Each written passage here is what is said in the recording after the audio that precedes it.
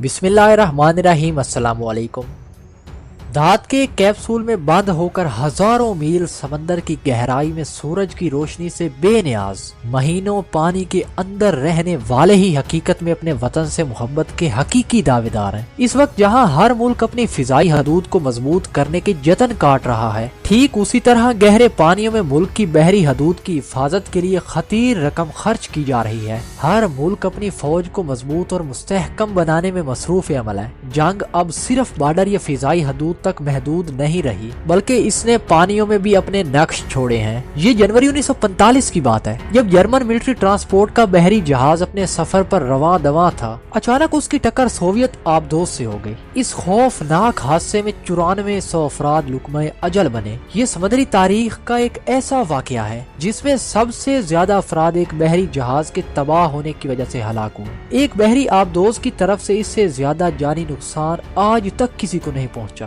انسان شروعات سے ہی نئی ایجادوں اور دریافتوں کے لیے سر توڑ کوشش کرتا رہا ہے۔ انسان کی کوشش نے میدان جنگ میں ایک ایسا ہتھیار اتار دیا کہ جس نے میدان جنگ کے فیصلے لکھنے میں کوئی کسر نہ چھوڑی۔ 1861 سے 1865 کے درمیان امریکہ میں سول وار لڑی گئی۔ علیحدگی پسندوں نے امریکہ کے خلاف جنگ میں ایک آبدوز بنائی جس نے 17 فروری 1864 کو جنوبی امریکی جہاز کو ڈبو دیا، اور یوں تاریخ میں پہلی بار سمندر کے نیچے رہتے ہوئے آبدوز نے ایک بحری جہاز کو غرق کیا۔ مگر علیحدگی پسند گروپ کی یہ آبدوز زیادہ دیر تک کامیاب نہ ہو سکی، اور اس کا یہ پہلا سفر آخری ثابت ہوا۔ پہلی جنگ عظیم میں کسی کے وہم میں بھی نہ تھا کہ سمندر کے نیچے بھی جنگ لڑی جا سکتی ہے۔ جرمنی جو اس وقت کا ایک سپر پاور ملک تھا، اس نے جنگ سے پہلے بحری آبدوزیں بنا لی تھیں، اور یہ اس کے مخالفین کے لیے تباہی کا سامان تھا۔ ان آبدوزوں کو جرمنی نے یو بوٹس کا نام دیا۔ 1914 سے 1918 تک جاری رہنے والی جنگ میں جو نقصان برطانیہ کو جرمنی کی بحری آبدوزوں نے پہنچایا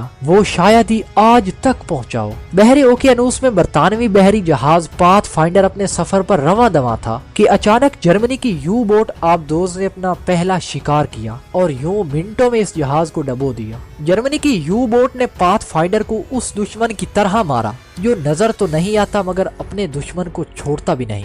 یو بوٹ کے شکار کا طریقہ کار کچھ اس طرح تھا کہ وہ دشمن کے جہاز کے قریب تر چلا جاتا اور اس کو خبر تک نہ ہوتی، اور پھر تارپیڈو میزائل سے اپنے ہدف کو نشانہ بناتا۔ اس دور میں سمندر پر برطانیہ کی حکمرانی تھی۔ برطانیہ کے تجارتی جہاز مختلف ملکوں کے لیے ہر وقت سمندر میں سفر کر رہے ہوتے تھے۔ جرمنی کی یو بوٹ برطانیہ کے لیے ایک درد سر بن چکی تھی جس کا توڑ برطانیہ کے پاس اس وقت موجود نہیں تھا۔ برطانیہ جو کبھی سمندر کی سپر پاور ہوا کرتا تھا، اب جرمنی کی اس آبدوز کے سامنے گھٹنے ٹیک چکا تھا۔ اپریل 1915 تک برطانیہ اور اس کے اتحادی فرانس کے 39 بحری جہاز جرمنی کی یو بوٹ کا شکار ہو چکے تھے، اور یہ اتنا بڑا نقصان تھا کہ برطانیہ کی جنگی تاریخ میں اسے اتنا پہلے کبھی نہیں ہوا تھا۔ اور اس کے ایک مہینے بعد جرمنی نے وہ غلطی کی جس سے جنگ کا نقشہ ہی بدل گیا۔ یہ مئی 1915 کی بات ہے، جب جرمنی کو شک ہوا کہ امریکہ برطانیہ کی مدد کے لیے اس کو جنگی سامان دے گا، اور یہ جنگی سامان اس وقت کے دنیا کے سب سے بڑے بحری جہاز پر برطانیہ میں پہنچایا جائے گا۔ جرمنی نے پہلے تو امریکہ کو زبانی کلامی روکنے کی کوشش کی،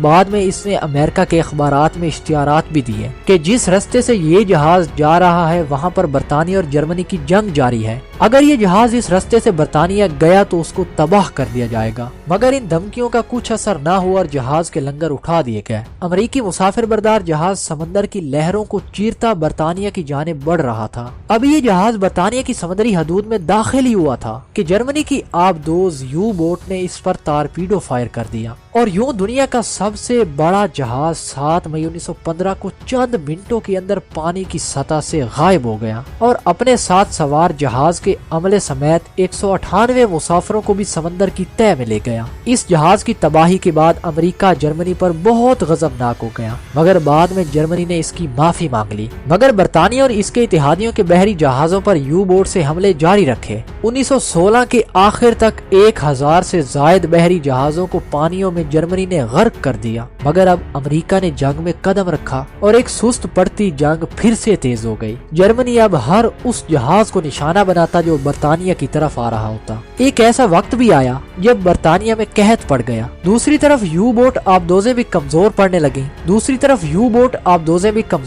लगी क्योंकि बर्तानिया और इसके इत्तेहादी आबदोजों पर जवाबी हमले करके आबदोजों को भी तबाह करने लगे। जर्मनी की हिम्मत भी अब जवाब दे चुकी थी और वो एक जीती हुई जंग तकरीबन हार चुके थे। मगर इसके बावजूद इस 4 साला जंग में जर्मनी ने 5200 बहरी जहाज इस नए हथियार से तबाह किए, जिसको आज के दौर में सबमरीन यानी आबदोज कहते हैं। आज की आबदोज यू बोट से हजारों गुना जदीद और दुनिया का महंगा तरीन हथियार है। आज की जदीद आबदोजें न्यूक्लियाई हथियारों से भी लैस हैं। बहरी आबदोज में सिर्फ एक ही दफा ईंधन डाला जाता है, इसके बाद एक आबदोज पूरी जिंदगी उसी ईंधन पर गुजार देती है। इसकी वजह यह है कि इसका रिएक्टर हवा और पानी को रीजनरेट करके एनर्जी पैदा करता रहता है।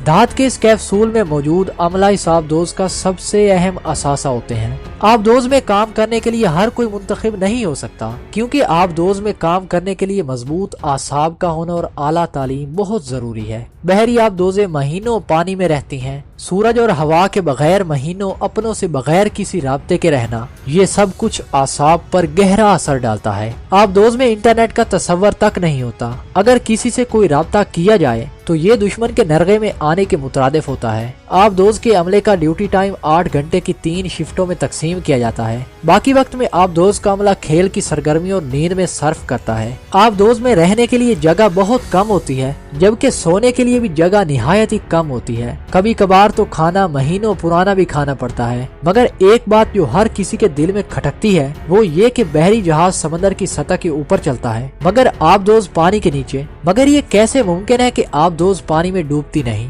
आबदोज पानी की उछाल के उसूल के मुताबिक गहरे पानी में उतरती है और फिर ये पानी पर नमूदार हो जाती है। हर वो चीज जो अपने गिराव से ज्यादा पानी हटाती है वो तैरती रहती है। इसी असूल के तहत आबदोज की दीवारों के दरमियान खाली जगह में पानी पंप करके भर दिया जाता है। इसी तरह वो जेरे आब चलती है, क्योंकि अब उसका वजन अपने हुजम से हटाए गए पानी से ज्यादा होता है। दोबारा पानी की सतह पर आने के लिए उस खाली जगह में पानी खारिज करके हवा भरती जाती है, जिससे उसका वजन कम हो जाता है और पानी उसे ऊपर ले आता है। दुनिया के ताकतवर मुल्कों के पास बहुत सी आबदोजें हैं। पानी के नीचे सबसे ज्यादा वक्त गुजारने का रिकॉर्ड अमेरिका की आबदोज के पास है, जो कि पानी की सतह के नीचे मुसलसल 11 माह तक रही। दुनिया में सबसे ज्यादा आबदोजें अमेरिका के पास हैं, जबकि पाकिस्तान के पास 4 एटमी अगिस्टा आबदोजें समंदर के अंदर मौजूद हैं।